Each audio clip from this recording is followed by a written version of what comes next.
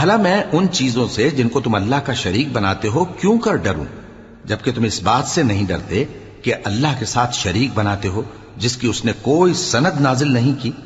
اب دونوں فریق میں سے کون سا فریق امن و بے خوفی کا زیادہ حقدار ہے؟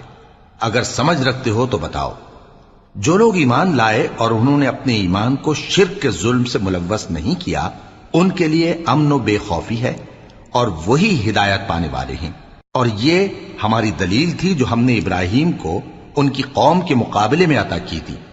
ہم جس کے چاہتے ہیں درجے بلند کر دیتے ہیں، بے شک تمہارا پروردگار دانا ہے، خبردار ہے۔ اور ہم نے ان کو اسحاق اور یعقوب بخشے اور سب کو ہدایت دی، اور پہلے نوح کو بھی ہدایت دی تھی، اور ان کی اولاد میں سے داؤد اور سلیمان اور ایوب اور یوسف اور موسیٰ اور ہارون کو بھی، اور ہم نیک لوگوں کو ایسا ہی بدلہ دیا کرتے ہیں۔ اور زکریا اور یحییٰ